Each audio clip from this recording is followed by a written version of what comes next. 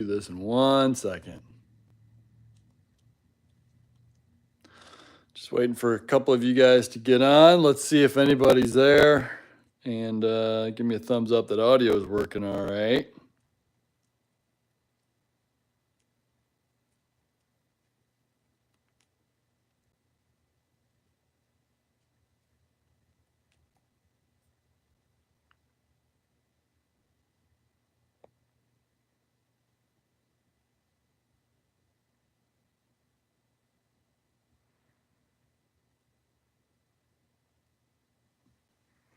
All right, I think we are good. All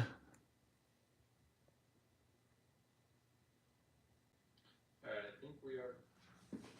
Yeah, don't want to get too much feedback. All right, so let's just jump in. I know it takes a little bit for some people to jump in. I want to start doing this, probably once a week. I'd like to do this a little bit more consistently. Kind of make this a thing, and obviously, we're gonna make this a little bit better quality. It's not gonna be handheld each time. Shane and I have been working on the production of this. It's gonna be nicer. It's gonna be better. But Shane was out sick today. No, I'm just kidding. I think he's actually just not feeling that great. So I'm doing it handheld. But hopefully in the future, this will be a little bit better. We're going to do call-ins, things like that. Let's make this like a legit show. We're legitimizing DIY e-bikes. DIY e-bikes, yeah. Anyways, for those that are new to this, I'm JohnnyNerdOut. I run JohnnyNerdOut.com. We do everything conversions, e-bikes, every adapter you're going to need, and all the extensions. If I don't have it, let me know. I will get it and I will carry it. Everything that we do conversions here in the shop, we need all these parts, all the parts that we do and need here. I offer it to you guys, and I most of the time know what you need. If you call us up, you book a consultation, go to JohnnyNerdOut.com, or you just call us, email us, whatever, and you're like, I'm running into this. I probably know what adapter you're going to need because we run into them all the time here.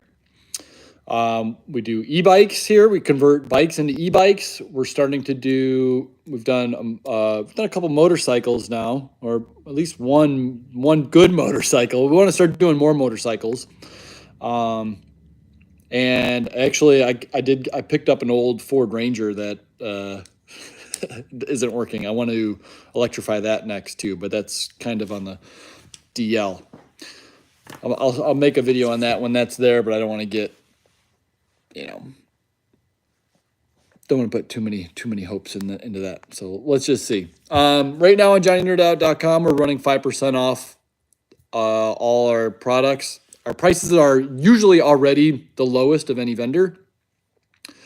Oftentimes lower than Amazon, eBay, etc. Even sometimes AliExpress after you factor in shipping and stuff. So we're running 5% off. On top of that, through the end of the year, just for like a holiday sale. So that's kind of cool if you guys are looking to get some stuff at the end of the year. Now's a good time while supplies last. So don't wait and then be upset at me when it's all out of stock. So now that the sales pitch is all over, I want to talk about some things that are coming up, and I want to take some questions. If you guys got questions, feel free to comment in here, leave a comment on here. I see Sean's here, Douglas is here. Go ahead and leave a question if you want. If you guys got anything, if you just want to say what's up, it's always good too. So today I've been talking with Toseven. That's the new mid-drive motors that are out. I'm still working on finalizing my first batch of them. We've got one in here that we've converted, and I've been riding it around a little bit when the weather's been decent. I'm up here in Vancouver, Washington, and it's, it just rains all the time. So it's hard to get out there. I don't like test riding e-bikes out in the rain. So when the weather's nice, I've been test riding it. So far, it shows a lot of promise. I'm really excited about it. I think it's going to be a good seller. I think it's going to do very well. It's got the power of the BBS HD, but it's got a lot more programmability right out of the box. So I'm working on just finalizing my first order. So stay tuned for those. I got those already like a placeholder on the website for those 2.7 motors. There's going to be a 500 watt and a 1,000 watt version of it. So I already have that listed online right now, but they're not in stock and pricing is not 100% set yet, but it's going to be pretty much about the same as Bafang's, I want to say, but I think in time it's going to come down a little bit. Once I'm able to place bigger orders, I think I'm going to be able to get those prices down a little bit. So that's good to know. So just another motor coming out. You know, this year was the Photon. Now it's like towards the end of the year. We got 2 big motor releases this year, which is huge. 2.7 and the Photon, and then I think the Proton is coming out next year by CYC.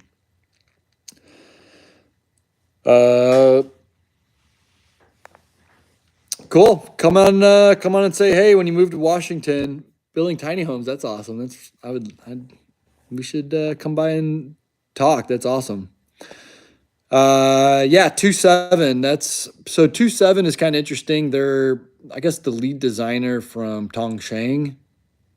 I'm probably butchering this story, but the rough story is the lead designer that made the Tongshangs went off on his own, or at least got, picked to design this motor. And I think he had a little bit more freedom with this motor to kind of do a little bit more what he wanted to.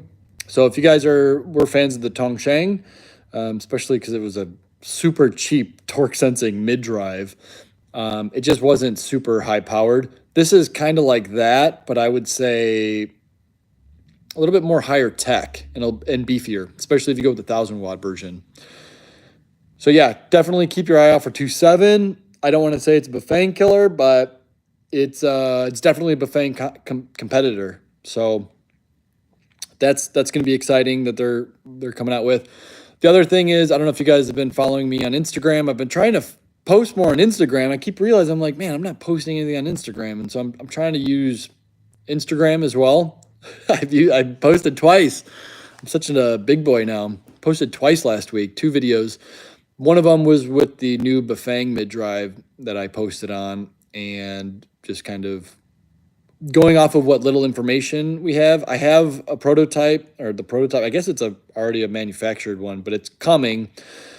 I should have paid for the expedited shipping, but I cheaped out and I paid for the slow shipping because I got a whole bunch of other Bafang motors coming. So I just said, we'll just ship it all with that. So I'm not going to get that one till probably the end of December to do a hands-on review and probably build out on it and give you guys a full-on, review of the new Bafang that's torque sensing. But from the pictures that I've seen that I've been given by my supplier, is it looks like it's going to be using that same CAN bus protocol that the old M625 motor used, which the M625 was a good motor. It definitely was good. It was just kind of locked in, and you had to use their proprietary batteries, which it sucks. Like, why? I understand using that system. It is better because you get a lot more information on your battery health, and Bafang is making those batteries, so the quality control ostensibly is way better. So you're not going to have as many fires, as many people just burning stuff down or getting into trouble. It's a trade-off, and I personally like having that openness. Just make a really high quality battery that's open to work with any system. You buy a Bafang battery, you're locked into Bafang. I got a CYC Photon on one of my bikes. I got a 2.7 motor on my wife's bike. I've got whatever. I want to be able to hot swap that same battery across all the different platforms I have. And so that's why I don't like that CAN bus, technology. But it is technically better, but it's also a step backwards in a lot of senses. All right, let me get to some questions. Look like we got some comments here. You ever try a lightning rod motor? I have not. I've heard a few people saying that they really like them. Trying to remember off the top of my head which one that one is. I think it's kind of like the Cyclone-ish. No, it's not. Cyclone-ish, I want to say. I don't know. I feel like the Cyclone was my go-to motor for a while when I just wanted tons of power. If you wanted 3,000 watts or more, I like the Cyclone. It was cheap, it was dumb, it was easy to install, and it just went. But the thing is that it was not very refined. It was very crude looking, and the options were kind of limited. But my goal was, when I first got into this, I was building bikes around it, and I wanted to sell Cyclone. I was like, nobody's doing Cyclone bikes, and I'll come up with the accessories for it. I'll figure out. I'll go through the hard knocks of trying to find the accessories to make this thing awesome. I'll get controllers that work with it that could have brake lights, turn signals, all that stuff, and make small powered electric vehicles out of it, like velomobiles and stuff. That was my goal when I first started. I had big visions, and then kind of the Cyclone vision kind of crumbled after I tried even just selling them to people, and people were having major issues with them with install,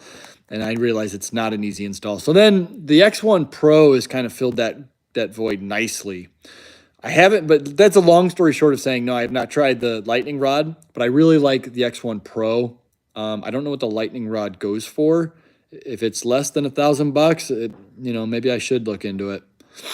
But the X1 Pro is a very good motor. It's really refined, and it has a 36 to 72 volt operating input, which is super flexible, and it pulls 50 amps.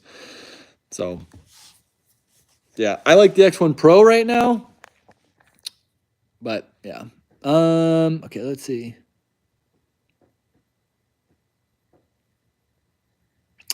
Yes, props. I've seen all your videos on electric motorcycles, like your Honda. What do you think? It's the perfect motorcycle size and engine size? Yeah, so I mean, I think about this all the time. I keep thinking about, like, man, what's the future? I really want to do more electric motorcycle conversions.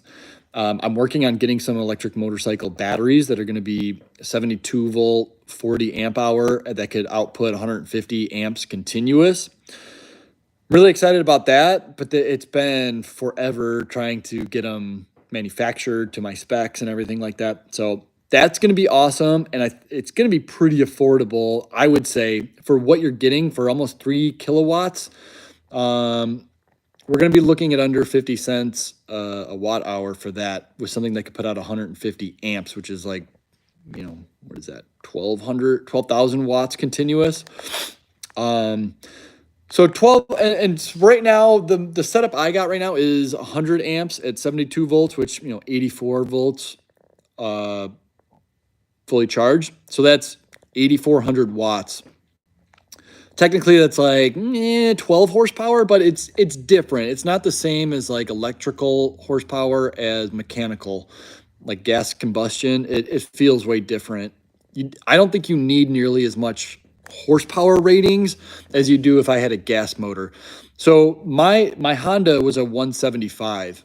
I don't know. It probably would do about 65 miles an hour. I'm guessing. I don't know. I never had it running. I bought it and it had a bad motor on it. I feel like this 3,000 watt mid-drive motor that I have is a perfect replacement. And the motorcycle body size and everything, I do feel like it's perfect. I would say even like a 250cc motorcycle or lower would be perfect for up to 10,000 watts continuous. I would say, I wonder if there's a ratio there that I could use. I should probably find that out. But I would say if I had because it feels like a 250 right now, but it has no gearbox. Mine's just a single speed. It feels like a single speed, like 250, almost like a scooter. Like if you ever ridden, what's that Honda? I think it's the Reflex, 250cc. It feels like that same kind of power. But I could change the gearing up on it. And right now I got it to where I could go about 65. Acceleration's pretty good, but once I switch it to 150 amps, I'm gonna get a 50% increase in power in acceleration. Right now, the acceleration is okay. I still beat most cars off the line from a red light, even though I'm sure they're not like goosing it or anything. But if I full throttle it, I'm always the first one out of the line. It's plenty fast for me. I'm not, 22 anymore trying to do burnouts on a motorcycle, but yeah, I'd say if you got a 250cc or less, perfect candidate to electrify it. And I'm always looking at Marketplace, looking for donor bikes, like a old CB300 or something, or CB400 that's got a blown motor, but everything else is in great condition for like $600. I see them all the time and I'm like, oh, I got to get this one. Or it's hard. It's hard being me because I just want to buy all the motorcycles, but I can't. I have no space and I don't have the money for it. But for you guys, I could definitely help you. I have those motor kits. I actually got, so I put a 3,000 watt mid drive on my motorcycle. I have the new 4,000 watt versions of that motor, and they're torqueier supposedly. So I think the gearing reduction is a little bit higher. So I'm really excited. I probably should get another motorcycle just so I could try out the new motor and the new battery, because that's going to be a killer combo. I think that's going to be, I'll have a 40 to 50 mile range, which I think it'll be fine. That's fine for most people. And you could fast charge those things. So you could fast charge it at up to like 12 amps, I think.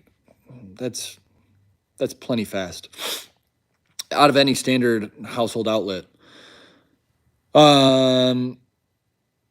Sorry, yeah. So that was a long answer on that one, but yeah, I think about that a lot. Where I'm like, oh yeah, I think like a 350cc motorcycle, or maybe even 400 is about the maximum you kind of want to go, unless you're using a gearbox.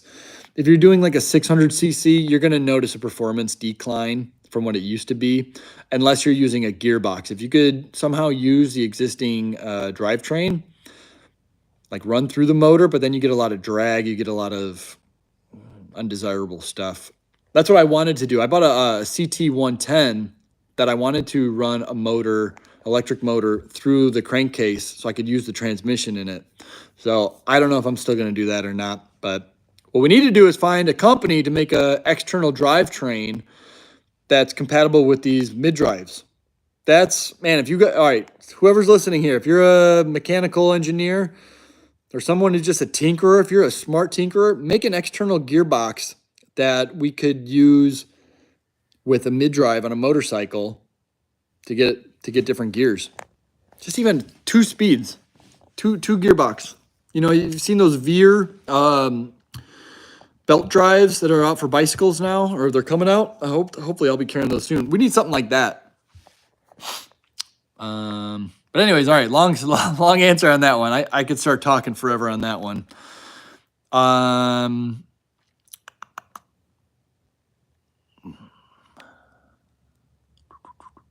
Cool, Douglas. Glad you're enjoying the trek. I like that display, the 600C. That's kind of become my new favorite, and I like it too that they were able to put my logo on it too. I thought that was kind of cool. You got a Trek 800 sport frame. Yeah, we could work with that. We could put a mid-drive on it. I do like to see things, before I might want to recommend some upgrades and things like that. Short answer is, yeah, we could put a mid-drive on just about anything. I don't think there's been a bike that I have yet to put a mid-drive on. Any timeline on the Proton? So CYC is going to focus on the Gen 2 Photons. As you guys know, there's been a decent amount of issues with the first gens of the Photons. So they're trying to focus their energy on ironing out that, which I'm a huge fan of, because the Photon is a great motor, unless you're one of the unlucky ones that got one that is having some issues with it. Most of them are fine, but the failure rate on them is a little bit too high than that I like as a retailer, whatever.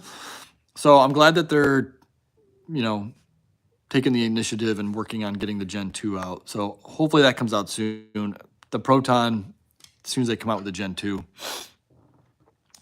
You got 60 volt Greenworks batteries. You would like to use them on this 52 volt system. Any suggestion on the easiest way? So if it's 60 volt nominal, it's going to be charging up to about, I think it's 69 volts, something like that. It might even be 70. You won't be able to use that on the Bafangs because their cutoff voltage is 60 volts. It's like 59.9, sometimes even 59 volts, depending on what model you have. So you won't be able to use your 60 volt Greenworks batteries on a Bafang. You will be able to use it with the Toseven motors though, because their operating voltage goes up to 70 volts, which means a 60 volt battery, and you might want to double check that, but I'm pretty sure I don't have my sheet in front of me, but a 60 volt battery fully charged should be under 70 volts, I believe. So that's kind of exciting. That's the other cool, man. There's a lot to talk about with the Toseven motors. So yeah. I'm thanks. You're welcome. I enjoy making videos. Glad it's helping you guys. Yeah, I don't know, man. I really like doing these videos. As you guys know, I started just making helpful videos as I was figuring them out before I was doing this on my own. I think just the more information that's out there is better, and it's only going to help. It's only going to help everybody. The more that everybody knows what's doing, the advancements they happen a lot quicker. So I'm super happy to pass on the info. And I'm trying to figure out ways, and I'm hoping stuff like this is a good way. Doing live shows is a great way, to do that as well. Oh, one of my lights went out. All right, let's see. Might do a little bit of a quick one tonight. I don't know if you guys got any other questions or comments or anything you guys want to talk about. Let me see what else we've got going on here. Not a whole lot. We've been staying busy. Had a couple batteries come in just to repair a couple easy stuff. But yeah. Sorry, I'm trying to read here. I can't talk and read at the same time. Bacher. Got your Bafang working. First e-bike you owned. Cool. One of the hydraulic brake sensors is already broken, though. Yeah, it's not the main cable because I tried the other one plugged in. Okay. Yeah, those hydraulic brake sensors, if you're talking about the ones that get glued on, they're these ones. There's a magnets. They kind of suck. Some people have had some good luck with them. You kind of got to use those. I forget exactly. I always forget to write it down and list it on. I got to list it down on the website as soon as people tell me, because you guys are doing a lot of work too.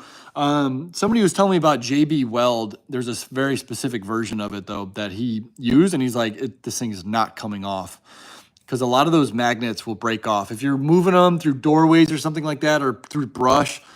They can get snagged on stuff, and the magnets will fall off, and then all of a sudden it'll kill your motor because it thinks the brake's engaged. It can be a pain. So a lot of people just don't even run brakes or brake cutoffs, or I always recommend going with the hydraulic brake cutoff kit. It's a whole system. It's calipers, lines, and levers with built-in brake cutoffs, but you never need to adjust it. You never need to, it's just you install it. You got hydraulic brakes. So that's always good. So if you're on the fence, if you're just throwing up your hands, ripping out your hair, that's what I'm trying to say. You might want to look at getting the hydraulic brake cutoff kit. You got a Gen 3 Stealth. Yeah, the Stealths are good motors too. They're powerful motors. I always say a lot of people don't want to go with the Stealths or the X1 Pros because they don't like that double chainring setup. And so a lot of people like the Photons. But those double chainring setups, I feel like they just last a lot longer. It's a lot easier on the motor. They're able to, I don't know, I think it's just like it's an extra gear reduction. And they're just way more powerful. So there's trade-offs to it. But yeah, I agree. It's nicer to have just the single chainring and not the double chainring up front. That's why I didn't really like the CYCs, or I'm sorry, Cyclones. Cool. You're welcome. You're welcome. Yeah, the Photon just kind of overheats fast. And there's been a couple other things like with controllers kind of having some issues and Bluetooth connectivity issues. That's been mainly it, I want to say, is just the controller failure. And the one thing I don't like is that they don't make it easy for you guys to do your own repairs on it. The right to repair. They don't make it easy for you guys. I had to buy a big dealer toolkit for it, and it was expensive just to service these motors. So if you guys are having issues and you're like, I can't get the chain ring off, yeah, you probably got to send it in, or you got to figure out. Somebody out there has got to work on a way to, make an extractor tool, like I think it was called the Pitman tool, where it just pulls stuff off. Let's see. How many amps do you have running through it? I forget what we're talking about. The Photon runs 40. I try not to run 40 amps through my Photon very often, though, because it does not like that. And you'll see the temperature just go, like, just spike once you're running 40 amps through it, especially if it's not able to spin super fast. Have I put a mid-drive on a Hayes Delta trike? I'm not familiar with the Hayes trikes. But, I mean, yeah, we've put mid-drives on a lot of trikes and Delta trikes. So, I mean, there's no problem with it. Let's see. How often do you grease the BBS02? I've heard it can have little grease from the factory. Yeah, there was a while where I remember when I first got into doing this professionally, I think it was like 2017, and we were re-greasing motors a lot because they would just put a little bit of the white grease in it, and they would be making noise, and so we would take it off. And at the time, I think we were just putting like Park Tool grease lube in it, which is fine. Now I think I would recommend, which essentially, this stuff, you could just put this stuff in, poly lube. Now I recommend using this stuff. This is synthetic grease. This stuff is like $10 at AutoZone, and this will just a teaspoon of that will last you for your lifetime, pretty much. So you could buy one, pass it to your friends, and keep passing it on. It's like friendship bread, except it's like friendship grease. That's how I should market it. I should call it friendship grease. Anyways, I usually recommend, I would say do it if you start hearing noise. If it starts making noise, like you'll hear it start to like grind, replace the grease. Or you could do it kind of like treat it like your car. After like 3,000 miles, maybe get all the grease out of it, the factory grease, put in some synthetic grease. And then maybe after that, every like 5,000 miles. Or whenever it starts making noise, then just replace the grease. 10,000 watts is around 13 horsepower. Yeah, but it's about 13 horsepower, and I don't know what 13 horsepower mechanical it would be, like an internally combustion engine. It might be, the power band is different. That curve, it's different, so it feels different. So you get a little bit more torque, so it feels like it's maybe more horsepower, and I don't know. It definitely feels different. People are like, oh, it's only this many watts, and it's not going to be it's not a apples to apples correlation. It is different. I'm not going to say I'm not going to even try to say what the ratio is, but it is different. Pardon me. Will you ever be carrying the folding e-bike? Yeah, man, I've been thinking about that a lot. I was just buying the folding bikes from, I think it's Bikes Direct or something like that, and I was just the polygons, and I was just converting those, and then I moved, and I just kind of stopped doing it. Yeah, I could always special order that. If somebody wants one, just message me, email me, and just be like, hey, I want that, and I'll honor the same price, and I'll just, I could order that bike again. I could build you whatever bike you want. Sometimes I don't carry it on the site, but it's like, hey, I want this bike and this. Yeah, I'll build it and ship it to you. Like, I could build any bike you want. If you dream it, I can build it. Obviously, if I got to go to the bike shop and get stuff, it will cost you a little bit more money. But if I could order something online, or if you could order something online and just ship it to me, whatever. People do that all the time. They'll ship me bikes, whether it's their bike in their garage or it's a bike that they saw online. I've had that. We got like that bike was shipped to us, the Specialized Fuse. We get bikes shipped here all the time. So it's not a big thing. If you guys are interested in getting a bike made and you don't know how to do it, just message us. We'll get it. We'll get it going. So yeah, if you want that folding e-bike, yeah. It says out of stock, but give me like a month and I'll have it shipped to your house. So there is a brake lever option and a brake sensor option when I want to order a Bafang set. What do you recommend? Well, it depends on what you got. If you've got mechanical brakes or cable actuated brakes, you're going to need the lever option. If you have hydraulic brakes, you're going to want the sensor option. So it's not what I recommend. I mean, it's just what you have. You're going to want to get that. Yeah. What would be an optimal RPM for cruising in a Gen 3 Stealth? I'm not sure if you mean motor RPM or cadence. I mean, I would hope that the CYC, and I can't remember the motor RPMs off the top of my head for the Stealth. Generally, they try to pair it to match human RPM, which I would say is around 80 to 90 RPM. So if you're able to pedal at like 80 or 90 RPM, which is not this fast, it's a little over 1,000 to 1,000. It's a little bit faster than that cadence. So your knee is going to be hitting 1,000, 2, 1,000, 3, something like that. Go a little bit faster than that. That's ideal RPM. If you're just using your throttle, you want to be maxed out. You want that thing to be going as fast as possible and then shifting like at redline. You want those motors to be spinning super fast. If you're a throttle happy guy or gal, start off in your first gear, go until that thing redlines or revs out, and then go to the next gear and keep doing that. If you're a cyclist, if you're a pedaler, you want to be going by your leg RPM. You want to be going by like, 80 to 90 RPM if you're able to. Some people have mobility issues.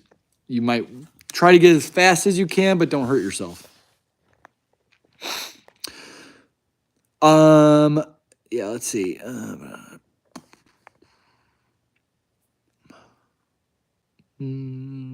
Start saving some paychecks. That's right. I know that's not I wish it was a cheaper hobby to get into, but the good thing is if you get a motor kit, especially if you go with like a Shark battery, it's a lot easier to start your collection because you could get a motor. Motors are fairly cheap. You could get them for about $400. I got a Bafeng BBS02 for a little over $400. I got the Tong Shangs for like, what are they, like $300? You could get a mid-drive motorbike and then just get extra battery plates.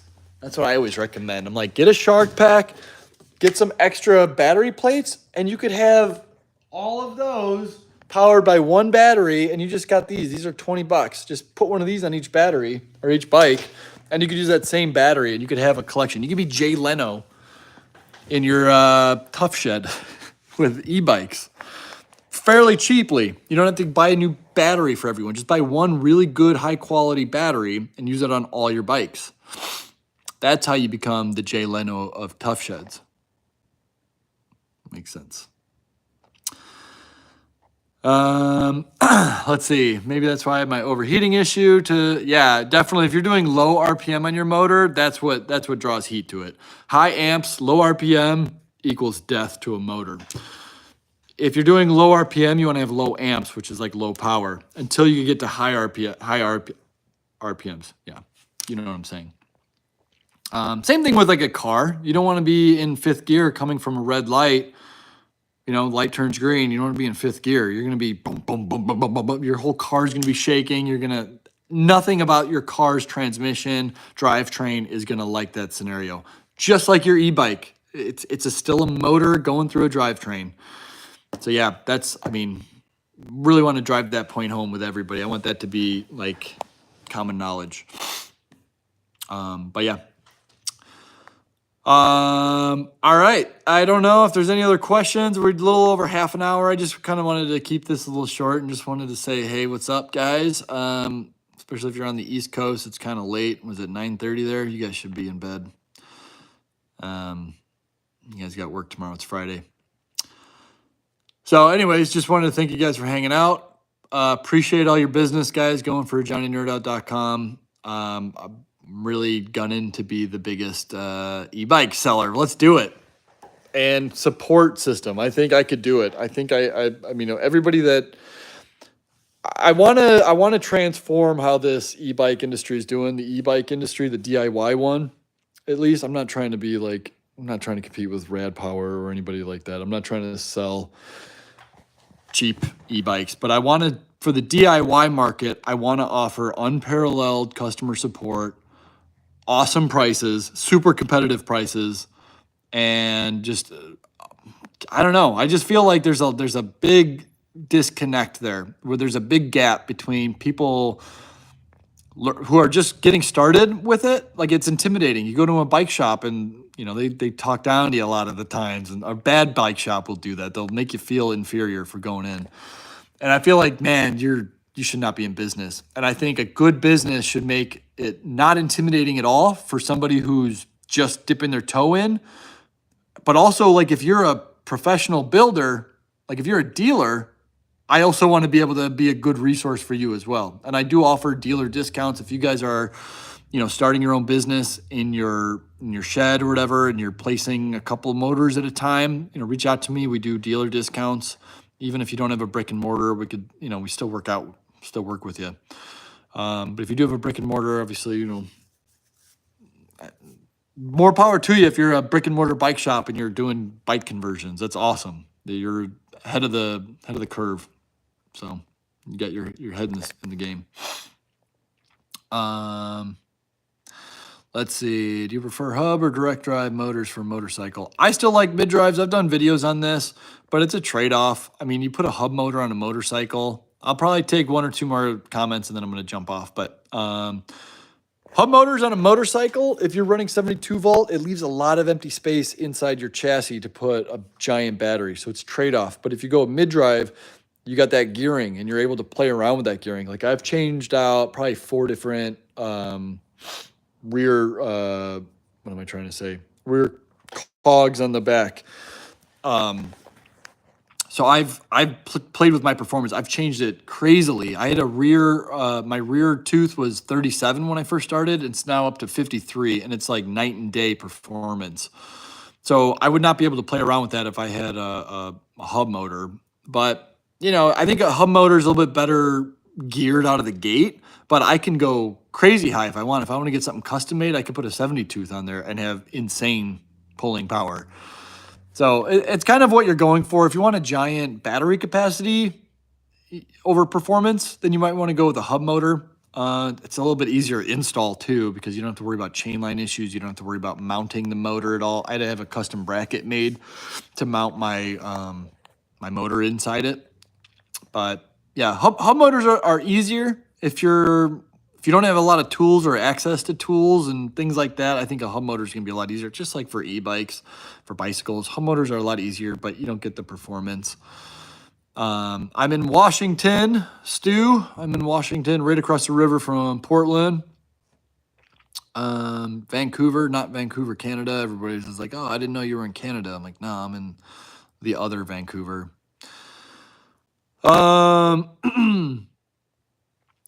Your local e-bike shop poo-poos e-bikes, like DIY e-bikes or just e-bikes in total. It's weird. I've heard a lot of people like bike shops that they'll poo-poo it, e-bikes in general, and then 5 years later now they're starting to carry e-bikes because they're like, oh, it's bigotry. It's claiming negative stuff on things that they know nothing about. And I know that DIY e-bikes, I think, get a bad connotation because there's a lot of people who are not cyclists who are getting into biking because of them. And a lot of bike snobs are like, this space was for us. We used to be the only ones in bike lanes. And now you got these people who know nothing about bikes, rules of the road, which, maybe there is something to be said about that. But I think they're pissed that there's a lot of e-bikers out there doing 30 miles an hour when before you used to have to wear spandex and an aerodynamic helmet to get 30 miles an hour on the road. And now you can just put on a Bafang and now you're keeping up with them or beating them. And I think they're kind of jealous, pissed about it. So I don't know. I think give it another 5 years, and I still think DIY e-bikes are going to surpass pre-made e-bikes once just people are educated. Once people are educated and people are building good quality stuff, they're not buying these cheap batteries that are exploding. They're not connecting two batteries together in a dangerous way. Once just common sense starts taking over this industry, I think DIY e-bikes are really they're gonna surpass the thing. God willing. Let's just hope. Let's just keep chugging along. I'm going to keep being an advocate for e-bikes, for pre-made e-bikes. I think they are the future. I think retrofitting everything is the future. I think retrofitting motorcycles and vehicles is the future. I'm going to be probably retrofitting my Ford Ranger for about $5,000. And I'm going to have an electric pickup truck. Like, you can't get that. The closest electric pickup truck you get is like $50,000. It's crazy. So same thing with e-bikes. The closest e-bike that you could get that'll go 35 miles an hour and have a 50-mile range is going to run you, and that weighs less than 50 pounds. It's going to cost you $7,000, $8,000, or build one for $1,500. Like, it's insane.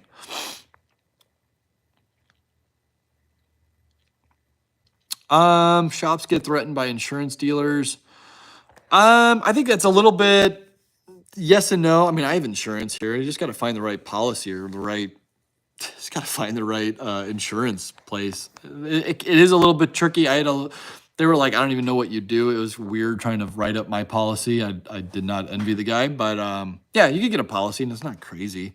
I think a lot of it has to do with certain brands don't want their bikes being converted because they want to sell their e-bikes because they know they can make, if you're making $1,000 profit for every bike you sell, you don't want to go back to selling the bikes that you're making $100 profit on.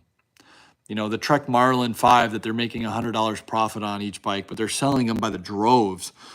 It's not a high margin one, but the e-bikes, man, even bike shops, like, yeah, if you're making $800 a bike, why would you want to do conversions? It's like, I get it, but you can make money. You can make a little bit of money on labor. You're actually able to service these bikes. You're able to repair them. This is the next tidal wave. And I'm starting to see it now. People are not going to be able to repair these e-bikes that they're buying. Bike shops are not going to be able to repair them. And people are going to be fed up. My DIY custom made e-bike, I'm able to repair that thing. I'm able to all day, every day, no matter what it is. So anyways, my phone's about to die here in a little bit anyways. So I'm going to jump off. Yeah, tandem e-bikes, dude, I'm all about it. I have been asked about that a lot. They're like, hey, it's $15,000 for an electric tandem, and that's insane. We could probably do it for, $3,000 or $4,000. All right, guys, I can't get to all the questions, but just want to thank you guys. Stay tuned. Maybe next Wednesday, let's try to do it again. If you guys want to jump in, might even try to do some phone calls. That's what we're trying to do. Might even try to do some Zoom calls if you guys are interested in that. I think that'd be cool. We could be like, we'll be like the Howard Stern show here. All right. No, I'm just kidding. All right. Later, guys. Thanks for tuning in. Appreciate ya.